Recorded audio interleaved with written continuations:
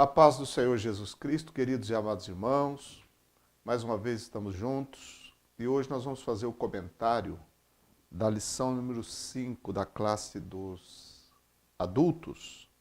Essa lição vai tratar sobre a mordomia da igreja local, lição do dia 4 de agosto de 2019. Vamos dar uma olhada no textuário dessa lição. Está em 1 Timóteo, capítulo 3, versos 14 e 15, que diz: Escrevo-te estas coisas para que saibas como convém andar na casa de Deus, que é a igreja do Deus vivo, a coluna e firmeza da verdade. A verdade prática diz: o cristão deve valorizar a igreja local como ambiente de adoração, comunhão e serviço no reino de Deus. Essa lição, ela vai nos levar a refletir sobre a igreja local. O que é a igreja local? É a igreja onde nós congregamos, né? É o local, a comunidade que nós fazemos parte. Eu sou participante da igreja de Paulínia. Então, Paulínia é a minha igreja local. É importante que nós valorizemos a igreja local, porque o Novo Testamento mostra para nós o valor e a importância. Basta vermos as cartas do apóstolo Paulo direcionadas a igrejas locais. A igreja na cidade de Corinto, a igreja em Roma e também, além disso, só deixar esses dois exemplos, temos também as cartas chamadas circulares, por exemplo, Efésios, e também as cartas de João e outras, que eram cartas que elas circulavam nas igrejas de uma certa região. Então elas passavam de cidade em cidade, onde eram lidas nas igrejas locais. Também, uma outra referência importante com relação à igreja local, nós temos no livro do Apocalipse, onde encontramos ali as 7 cartas às igrejas da Ásia. 7 igrejas locais, na cidade de Éfeso, Esmirna, Pérgamo, Tiatira, Sardes, Filadélfia e Laodiceia. 7 igrejas locais. Então o assunto está no Novo Testamento. Nós vamos então nessa lição refletir sobre a questão da mordomia da ou na igreja local. A lição fala da igreja local. Como o povo de Deus administra aquilo que Deus tem dado à sua igreja. O primeiro ponto vai falar com relação à mordomia dos bens espirituais, exatamente, em primeiro lugar, sobre a mordomia e a valorização da palavra de Deus. Com relação a isso, é importante a gente refletir e lembrar sobre a igreja em Jerusalém, a chamada igreja primitiva. Ali na igreja de Jerusalém, nós vemos a figura dos apóstolos, que eram os líderes da igreja e eram aqueles que ensinavam e transmitiam as orientações ao povo. Há um episódio interessante no capítulo 6 do livro de Atos dos Apóstolos, quando fala da instituição dos diáconos, e ali o historiador São Lucas, ele vai dizer para nós que houve uma murmuração entre os judeus e os gregos, e eles estavam tendo uma certa questão relacionada à assistência social. Os gregos estavam reclamando que as suas viúvas estavam sendo deixadas de lado na distribuição do alimento, do ministério cotidiano. Então, os apóstolos resolveram tomar uma decisão para que essa questão fosse resolvida. E eles então disseram o seguinte, isso é muito importante, está lá no capítulo 6 do livro de Atos. Eles disseram, não é razoável que nós deixemos a palavra de Deus para servir às mesas.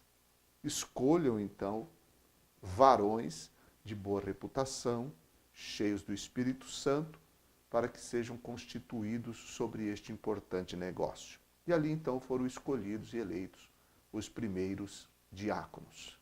Bem, com relação a isso, o que nós observamos é a questão da prioridade que os apóstolos estavam dando para a pregação da palavra de Deus. E é justamente o tópico 1 da lição, que fala sobre a valorização da palavra de Deus.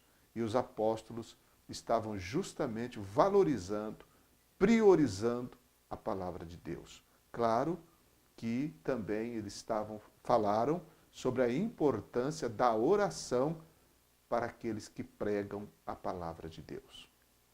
Portanto, a igreja local é o ambiente onde a palavra de Deus ela é pregada, ensinada e transmitida. Daí que nós temos reuniões específicas, por exemplo, a escola bíblica dominical, que é uma reunião voltada exclusivamente para a transmissão do ensino da palavra de Deus. Ensino esse seguindo um currículo, como nós fazemos pela nossa casa publicadora, temos então as nossas revistas e seguimos este currículo, tanto desde o maternal até a classe dos adultos, com as suas faixas etárias bem divididas e lições aplicadas de acordo com a faixa etária, mas a essência, a base é justamente a palavra de Deus. Temos também o culto de ensino, né? O famoso culto de oração e ensino, que nós também dedicamos um espaço maior ao ensino da palavra de Deus. E, é claro, os cultos públicos também ali se faz presente a palavra de Deus. Ou seja, em qualquer reunião da igreja, a pregação, a palavra de Deus deve ter a primazia. Paulo disse que aprove a Deus salvar os crentes pela loucura da pregação.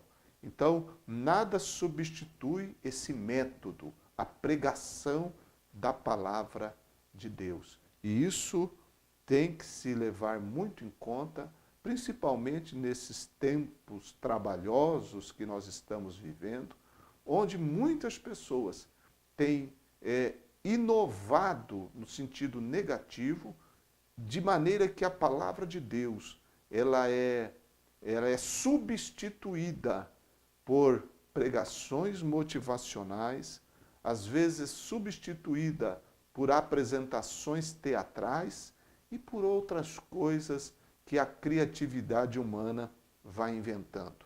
Mas isso traz um enfraquecimento à igreja local. Onde não há a pregação da palavra de Deus, não há saúde espiritual na igreja local. Nós percebemos isso à luz do Novo Testamento, a importância que aqueles líderes, os apóstolos, davam à pregação da palavra de Deus. Então, a igreja local deve ser o local da alimentação, onde o povo de Deus vai e é ali alimentado pela palavra de Deus.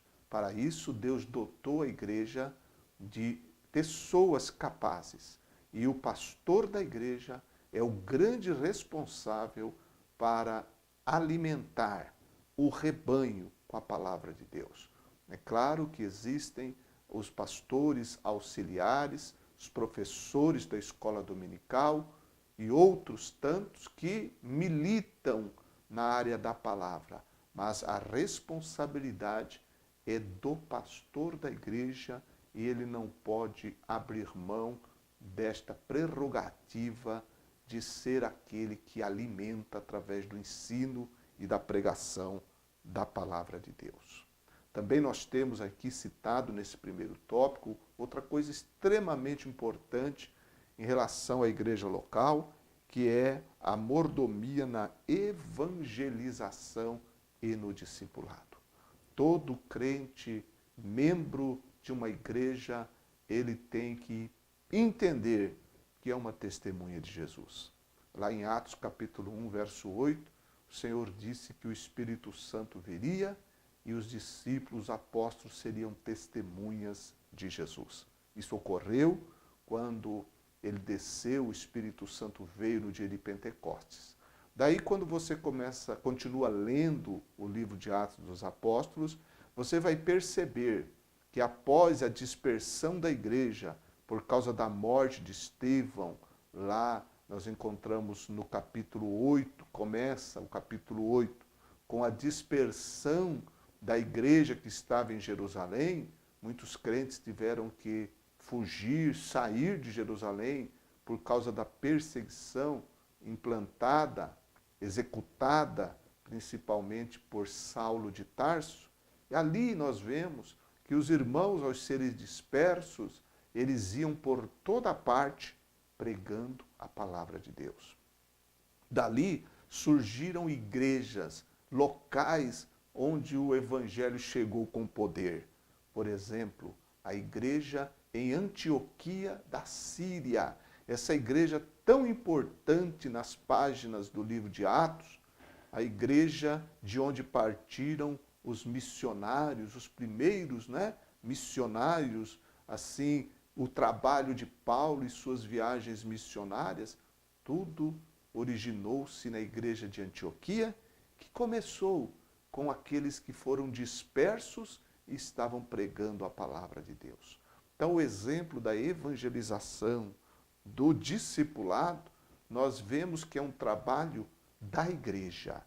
Todo crente, ele tem que entender que ele deve evangelizar através da sua proclamação verbal, falando de Jesus, bem como e também importante através do seu testemunho, da sua vida, manifestando a sua fé em Cristo de forma prática, no seu comportamento, nos seus relacionamentos, aonde ele estiver vivendo, trabalhando, estudando, na vizinhança, no seu bairro, na cidade, enfim, o ambiente onde qualquer crente esteja, ele é ali alguém que representa a fé em Jesus e o nome de Jesus. Por isso que a igreja local, ela tem que ter em seus membros evangelizadores, testemunhas de Jesus. E ao mesmo tempo, com isso, discipulado,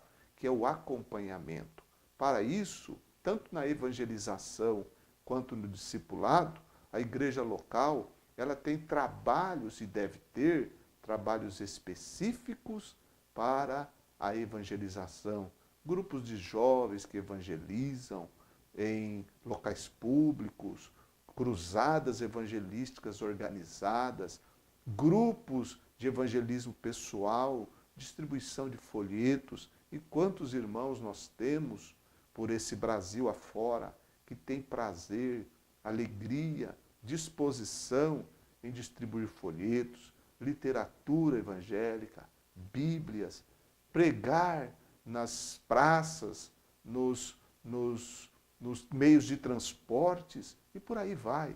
E a igreja, então, a igreja local, ela é a agência de Deus na cidade onde ela está para evangelizar a sua cidade. Isso nós fazemos através de aberturas de pontos de cultos, abertura de congregações, trabalhos de jovens, adolescentes, crianças, escola bíblica de férias, todas essas atividades visando a evangelização.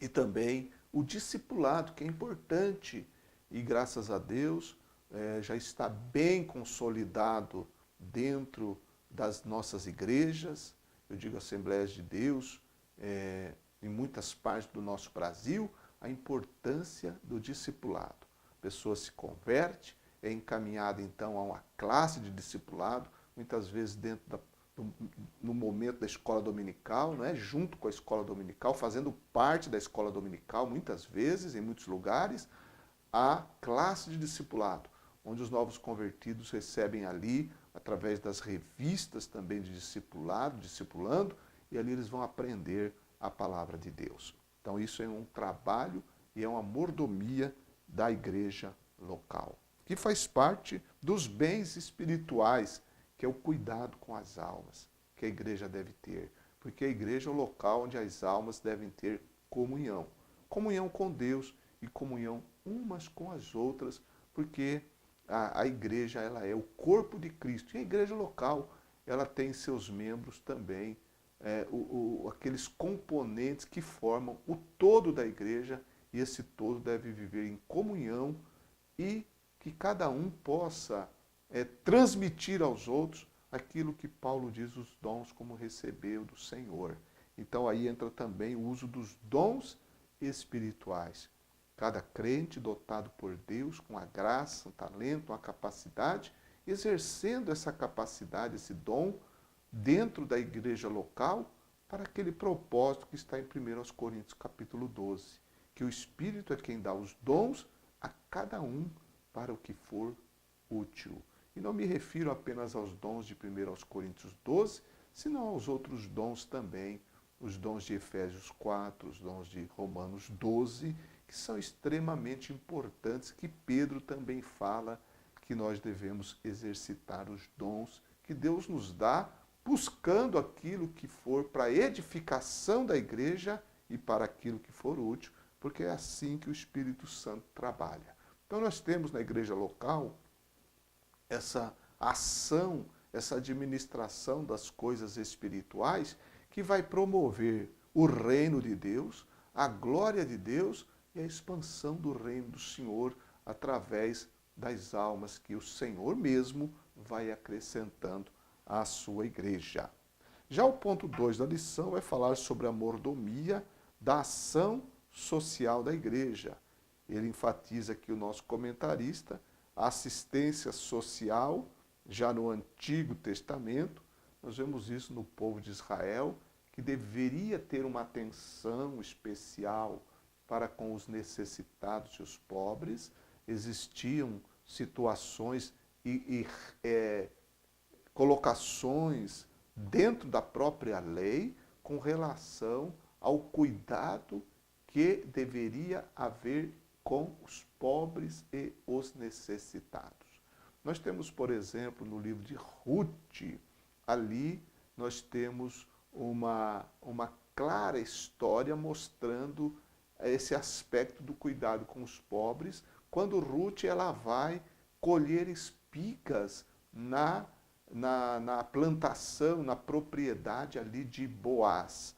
Ela e outros, elas pegavam aquelas espigas que caíam, que era algo determinado pelo próprio Deus, que para a manutenção, sustento, alimentação das viúvas e dos pobres, no momento da colheita, as espigas que caíssem não eram para ser recolhidas, mas que fossem deixadas para essas pessoas, para que eles também pudessem ser cuidados. Era uma forma de assistência social.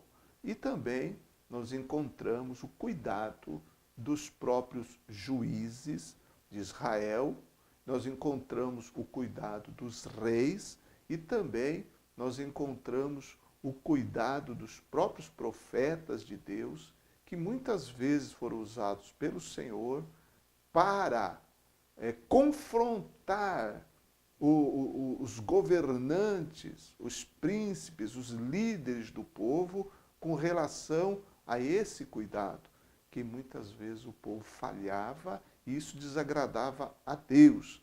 Tanto que o profeta Isaías, ele disse no seu livro que o jejum que agrada a Deus para o povo de Israel naquele momento, porque o povo ele tinha abandonado a justiça social e o cuidado dos necessitados, e Deus disse que o jejum que Deus esperava do povo era o cuidado, era o amor, era a justiça, era a atenção aos pobres, às viúvas, aos desamparados, coisa que o povo, muitas vezes, a liderança do povo, deixava a desejar ou abandonava completamente. E os profetas levantavam a sua voz, muitas vezes, para o clamor social, fazendo com que a liderança, aqueles que estavam em posição de eminência, pudessem olhar para os necessitados.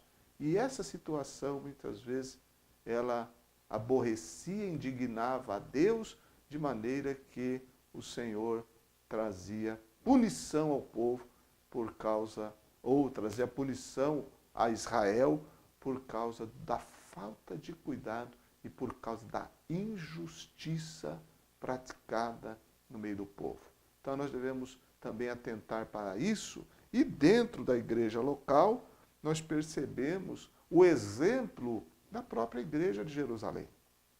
Diz lá nos capítulos 2, 3 principalmente, 4 também, uma parte ali, com relação à forma de viver daquela igreja, a atenção e o cuidado que tinham um para com os outros. E esse cuidado, à medida que o apóstolo Paulo foi pregando o evangelho, levando o evangelho, e quando ele escreveu a sua carta aos Gálatas, ele disse que as colunas da igreja de Jerusalém haviam recomendado a ele, ao pregar o evangelho da graça, não se esquecer dos pobres. O que disse ele, procurou fazer com muito cuidado e muita atenção.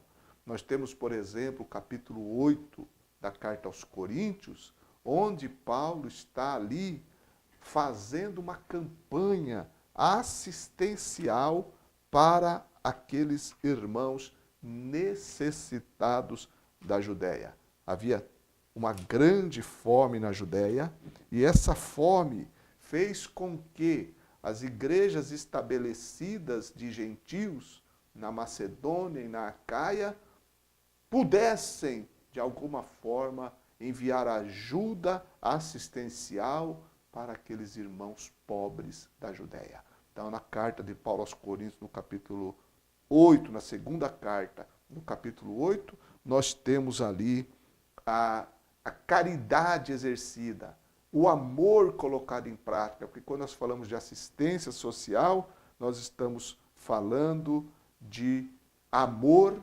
colocado em prática. Aquilo que o apóstolo João também falou na sua primeira carta, quando ele disse que se alguém ver o seu irmão tendo necessidades e fechar os olhos a ele, onde estará o amor de Deus nessa pessoa?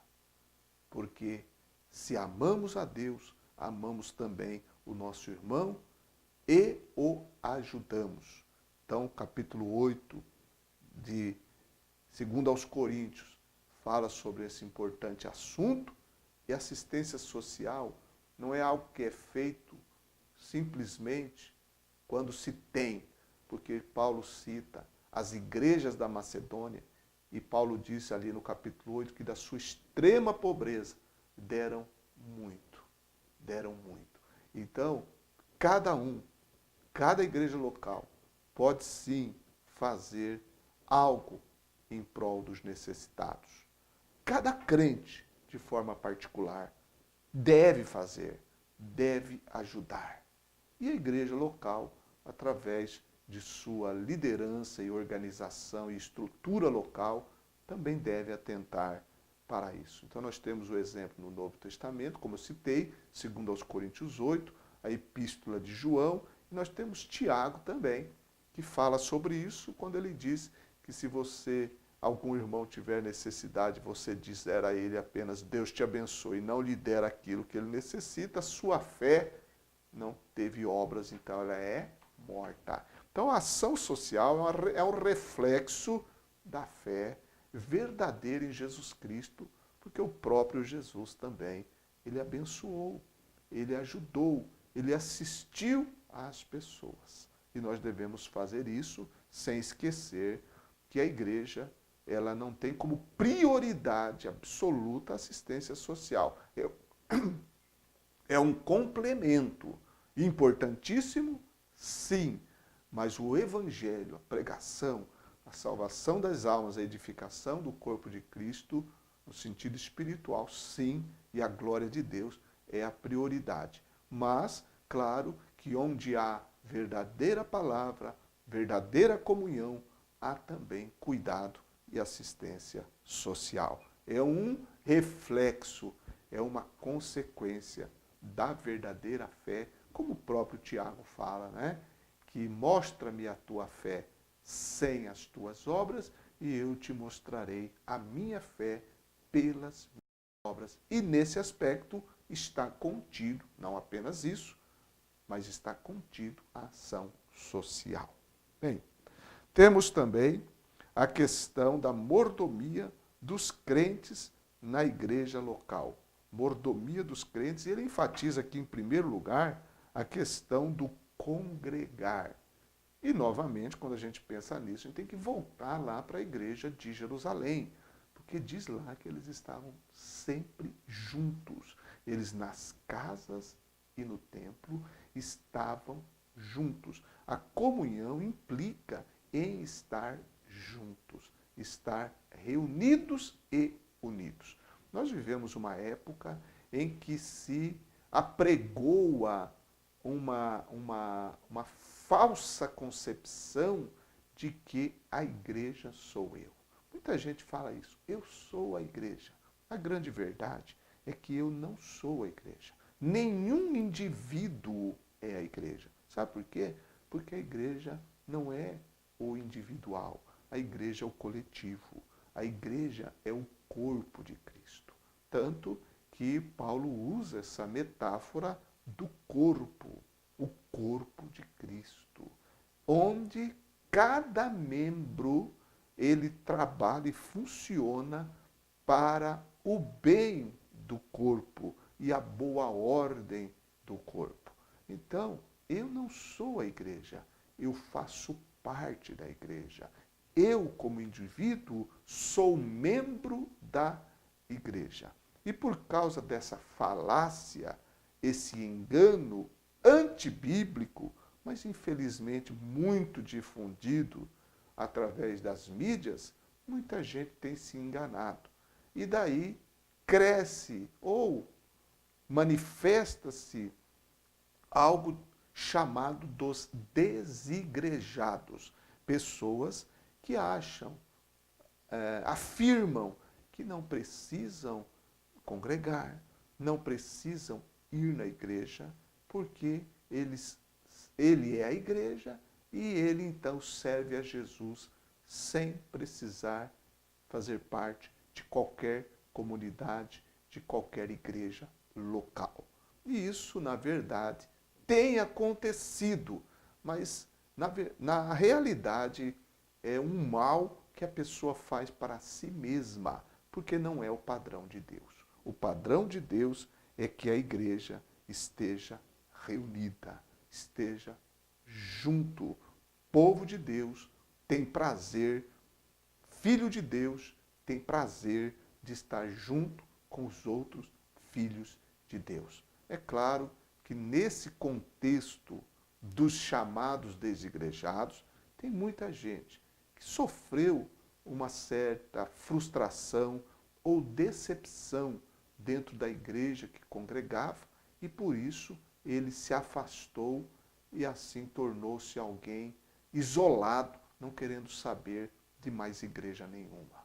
Mas não é o caminho. O caminho é, se eu não conseguir permanecer dentro daquele grupo, eu não tenho problema nenhum de buscar uma outra comunidade onde eu possa congregar. Mas também a questão de sair simplesmente de uma comunidade por qualquer coisinha vai formar um crente imaturo, sem alicerce, sem raiz. Porque devemos entender que onde existem homens, existem falhas. E a igreja local, a igreja é composta de homens, não é de anjos. Então, homens são falhos, tem falhas. Agora, dentro do limite, deve-se tolerar os irmãos. É claro que se uma igreja local ela perdeu o rumo completamente da sua vocação, porque às vezes pode acontecer, onde a vaidade pessoal, a heresia entra, onde o poder humano domina e torna aquela igreja local um lugar puramente humano, infelizmente acontece isso, um desvio doutrinário e um desvio moral tão grande que alguém que quer servir a Deus não consegue ficar mais ali. Então, essa pessoa vai buscar uma outra comunidade, uma outra igreja local para se congregar. Mas ele não pode imaginar que o que porventura tem ali frustrado tremendamente no lugar é uma rega para todos os outros lugares. Não é, não é. Então uma pessoa, um crente, membro da igreja local, ele tem que entender o seguinte: ora, se a minha igreja local, que eu pertenço, eu faço parte, é uma igreja onde existe ali o amor cristão, onde existe ali a pregação da palavra de Deus, onde existe ali a comunhão, onde não se aceita a heresia. Agora, é claro, tem falhas, porque, onde, eu acabei de dizer, onde tem homens, tem falhas. Portanto, o crente ele tem que superar certas coisas, porque ele também é falho. Nós também somos falhos. Nós não podemos querer exigir dos outros aquilo que nós mesmos não temos, que é a perfeição absoluta. Todos nós somos falhos. Então nós temos que levar as cargas uns dos outros, temos que tolerar os fracos na fé para viver em comunhão, mas jamais deixar de congregar. Mudar de igreja só em caso extremo, quando houver realmente uma situação totalmente insuportável envolvendo aí corrupção, heresia e vaidade e tantas outras coisas perniciosas que infelizmente já têm entrado. Mas isso não pode fazer de ninguém um desigrejado. Pelo contrário, ele deve sempre buscar estar em comunhão, ser membro sim de uma igreja local. E vou dar um conselho a você de não ficar perdendo o seu tempo assistindo e vendo gente desigrejada atacando a igreja através dos meios de comunicação, inclusive também de vídeos que circulam por aí de pessoas atacando a igreja. Na verdade, a grande maioria dessas pessoas são decepcionados, são pessoas frustradas que atacam a igreja, porque o problema, na verdade, está nelas mesmos. Devemos valorizar a igreja e a congregação, o local onde ali estamos, porque ali na igreja local, onde nós somos alimentados através dos despenseiros, a lição fala sobre isso, que são os pastores, os líderes, que dispensam ali o alimento da palavra de Deus. Termina aqui essa parte da lição, enfatizando a importância da oração, do louvor, do testemunho, da evangelização, da visitação, dos departamentos, de todas as atividades da igreja, envolvendo toda essa organização e pessoas distribuídas nos mais diversos departamentos e atividades da igreja local, promovendo a glória de Deus. Então, aquilo que eu não posso fazer sozinho, como crente, muita coisa eu posso fazer sozinho, mas muito mais coisas eu não posso fazer sozinho. Mas eu posso fazer através da minha igreja, participando da minha igreja, cooperando na minha igreja, servindo na minha igreja. E aquilo que a minha igreja local faz, eu também estou fazendo, porque eu sou parte dela. E assim servimos a Deus, que é o propósito maior da salvação que nos alcançou, que é chegarmos e servirmos a Deus naquilo que Ele nos colocou para glorificar, engrandecer e exaltar o seu nome e promover o seu santo reino. Que o Senhor nos abençoe e que essa lição fortaleça ainda mais os laços na igreja local. Deus te abençoe, um grande abraço.